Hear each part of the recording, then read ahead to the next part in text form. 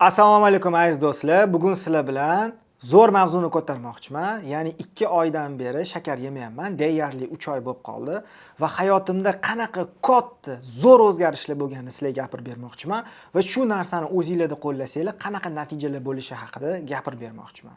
Bo'lmasam boshlaymiz.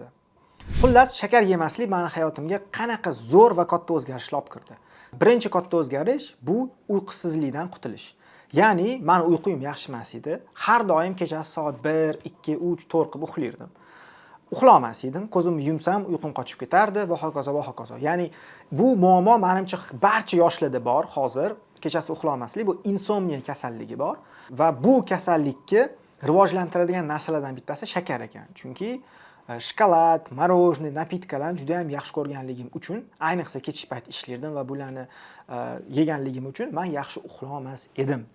Birinchisi shakardan voz kechganimdan keyin uyqum yaxshilanishni boshladi va bu narsa o'zi uyquni yaxshilanishi o'zi hayotimda katta o'zgarishlar qildi. Ikkinchi eng katta o'zgarishlardan bittasi bu menda energiya paydo bo'lishi. Hozirda eng asosiy narsa pul emas, vaqt emas, energiya bo'lib qoldi. Sizning energiyangiz bo'lmasa, vaqtingiz ko'p bo'lgani ham foydasi yo'q, pulingiz ko'p bo'lgani ham foydasi yo'q. Chunki hech narsa ish qilgingiz kelmaydi.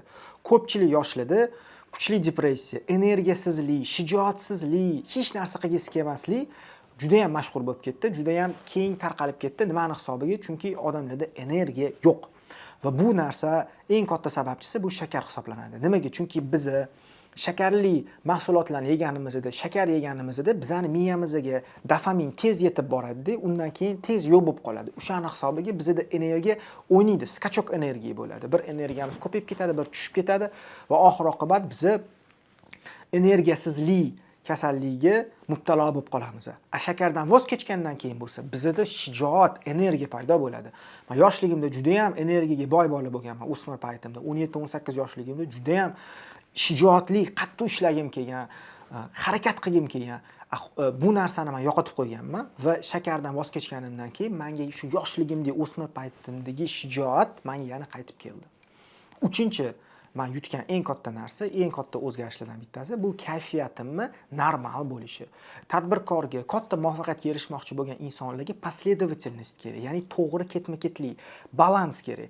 Agar sizni bir gal настроениyangiz zo'r, bir soatdan keyin настроениyangiz yomon, apatiyaga tushib qoladigan bo'lsangiz, bir yana yaxshi настроение, undan keyin yana depressiyaga tushib qoladigan bo'lsangiz, siz katta ishlar qila olmaysiz, katta natijalar qila olmaysiz. Bir vaqtda o'zida katta loyiha yurg'izish juda ham qiyin bo'ladi. O'shaning hisobiga shakardan voz kechganimdan keyin menda shunaqa o'zgarishlar ham bo'ldi.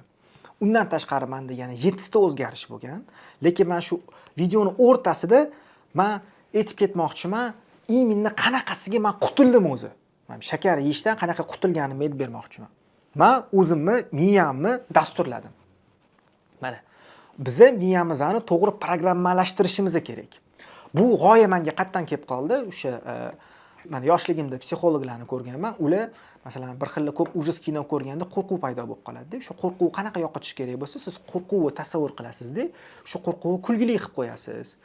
Boshiga shar boylab qo'yasiz, uchirib yuborasiz deb yoshligimda shunaqa psixologlar o'rgatishgan qo'rquvdan qutulishni. Va bu narsani men, bu neyromarketing o'zi aslida bu neyronlar bilan ishlashni men shakarda qo'yib ko'rdim. Ya'ni nima ish qildim? Men tasavvur qildim. Misol uchun Coca-Cola'da nechtadir qoshiq shakar bor. O'sha qoshuqdagi shakarlarni men chaynab yeyotganimni tasavvur qildim. Va o'sha paytda tasavvur qilganimda menda bu narsaga nisbatan, Coca-Colaga nisbatan, boshqa shirinliklarga nisbatan nima paydo bo'ldi?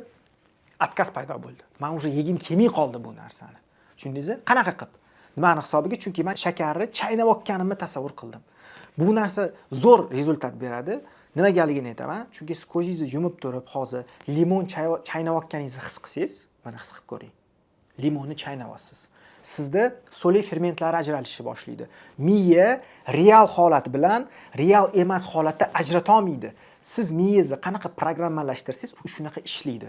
O'shaning hisobiga men o'zimda shakarga nisbatan yoqimsizlik paydo qildim va men to'liq qutuldim. Prosta bir kun turdim, o'zimga o'zim aytdim. Bo'ldi, men shakar ham yemayman dedim, shokolad ham yemayman, napitka ham ichmayman, pishiruv ham yemayman dedim.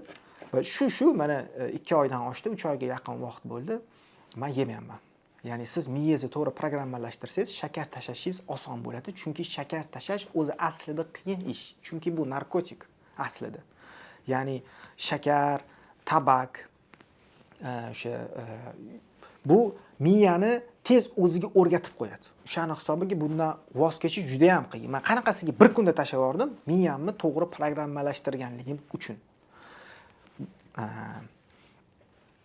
To'rtinchi eng katta meni hayotimda o'zgarishlardan bittasi bu irodani kuchayishi. Ya'ni irodali bo'lib qoldim. Nimadir ishga kirishsam oxirigacha olib boradigan bo'lib qoldim. Hafsalali bo'lib qoldim. Hozirgi yoshlarda eng katta muammolardan bittasi bu behafsalalik. Deydi, nima qilaman deydi. Hech narsa qilgisi kelmaydi.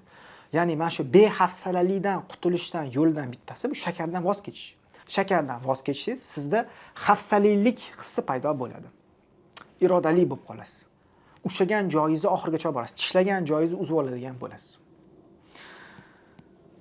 5-chi o'zgarish meni davleniyam tushishi. Ya'ni men ko'p shakar yeganligim uchun menda davleniya bo'lgan. 120 ga 80 bu doktorlar normal deydi, lekin qattiq bosh og'riq bo'lgan. Ya'ni shu davleniya tushishiga o'zi shakardan voz kechishdan tashqari hajba ham yordam bergan. Yurish, ya'ni doimiy ravishda kuniga 10 kilometr yurish va shakardan voz kechish meni davleniyamni вообще yo'q qildi. Hozir umuman davleniyam chiqmayapti. Lekin bu davleniya 18 yoshimdan bir 25 yoshimgacha chiqqan bu narsa. Bu narsadan hozir qutuldim. Xudoga shukr. 6-chi eng katta o'zgarish bu ovqatdan keyin uyqu kelishi. Ko'pchilikda ovqat yegandan keyin uyqusi kelib qoladi. Nimaga bo'ladi bu narsa? Chunki miyaga dopamin yetib boradi, skachok dopamini bo'ladi va undan keyin odam o'zini holsiz his qilishni boshlaydi va dam olib olgisi keladi. Bu narsa ko'pchilikda bor. Lekin sizni dopamin tizimingiz normal holatda bo'lsa, insuliningiz normal holatda bo'lsa, sizda uyqu kelmaydi. Men shu narsadan qutuldim. Ovqat yemay, ishimni qilib ketaveraman. Uyqusizlik meni bosmaydi. 7-chi eng katta o'zgarish bu immunitetimni ko'tarilish. Men o'zim hayron qoldim, qanchalik immunitetim ko'tarilganligini. Ya'ni, masalan, aytaylik, muzdek dush qabul qilsam, tez kasal bo'lib qolaverardim. Muzdek dushni boshlardim, kasal bo'lib qolardim. Boshlardim, kasal bo'lib qolardim. Lekin men bu shakardan voz kechganimdan keyin immunitetim shunchalik ko'tarilib ketdiki, masalan, shu kechasi tog'da soat 2-3 da ham muzdek basseynda cho'milishimga qaramasdan kasal bo'lmayapman. O'zim ham hayronman, immunitetim qanchalik ko'tarilib ketganini. Shu deyarli 3 oy ichida umuman kasal bo'lganim yo'q. Oldin tez-tez kasal bo'lib turardim. Immunitet ko'tarilishi вообще zo'r natija bo'ldi menda. Immuniy immunitet ko'tarilishi bo'yicha. 8-chi mendagi eng katta o'zgarish bu ishtahamni ko'tarilishi. Oldin men fast foodga, tez ovqatlarga o'tirib qolgan edim. O'zimizning milliy ovqatlar, sho'rvalarni ichkim kelmas edi. Menga bemaza tuyulardi. Oddiy, masalan, tarvuz yeyotganda mazasini sezmas edim. Suv chaynayotganga o'xshardim. Yoki masalan, oddiy uzumni yesam ham qaysidir ma'noda oddiy tuyulardi menga. Hozir bo'lsa uzum juda ham shirin tuyulyapti. Masalan, tarvuz shirin tuyulyapti menga. Nimani hisobiga? Chunki meni vkusovoy retseptorlarim o'sha shakardan voz kechgandan keyin tabiiy narsalardan o'sha his qilyapti. Mana bu fruktozani his qilyapti. O'shani hisobiga, ya'ni o'sha ishtaham tez ochiladigan, o'sha 3 vaqt, 3 mahal ovqatlanadigan va tabiiy ovqatlardan maza qiladigan bo'ldim. Sizni ishtahangiz yo'q bo'lsa, bu ko'p shakar, chips, shunga o'xshash mahsulotlarni ko'p yeganingizdan bo'lishi mumkin.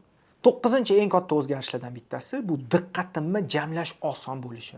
Oldin men diqqatimni jamlashga juda ham qiynalardim, xayolim ketib qolaverardi. Даже mashina haydashga ham qiynalardim. Lekin hozir bitta narsada fokus qila olaman va ishlarim tez-tez bitiraman. 1,5 soat, 2 soatlik ishlarni yarim soatda bitirib tashlayman. Miyam zo'r ishlaydi. Nimaga? Chunki fokusim bitta joyda. Ya'ni hozir faqat hozirni o'ylashni o'rgandim. Oldin yoki o'tmishda yashardim, yoki kelajakda yashardim. Ko'proq kelajakda yashardim. Reja quraverardim, plan quraverardim. Bu ishimga zarar berardi. Yarim soatlik, 1 soatlik ishlarni 1,5-2 soatda qilardim va prokrastinatsiya ham yo'qotdim. Chunki fokusim joyida, tez-tez ishlarni bajarishimga bu narsa yordam beradi. Va oxirgi 10-chi, yangi eng katta bo'lgan foyda bu uyg'onganda tez turish.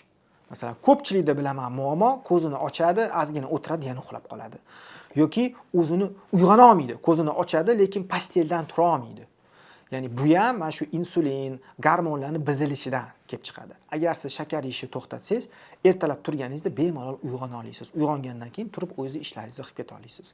Ya'ni men tavsiya beraman, imkon qadar shakar yemaslikni, shakardan voz kechishni sizlarga tavsiya qilaman. Xudo xolisa sizlarning ham hayotingizda shunaqa zo'r o'zgarishlar bo'ladi. Ha, aytgancha, agar sizni hayotda katta maqsadlaringiz bo'lsa, sizga motivatsiya yetishmayotgan bo'lsa, shaxsiy rivojlanish, biznes, marketing mavzulari qiziq bo'lsa, обязательно подписка tashlab qo'yinglar YouTube'ga, chunki bundan buyog'iga bundan ham qiziq videolarni chiqarishda to'xtamayman. Keyingi videolarda ko'rishguncha, xayr salomat bo'linglar. O'zingizlarning fikringizni izohlarda qoldiringlar. Menga bu juda ham muhim, juda ham qiziq. Har bitta izohlarni o'zim o'qib chiqaman. Keyingi videolarda ko'rishguncha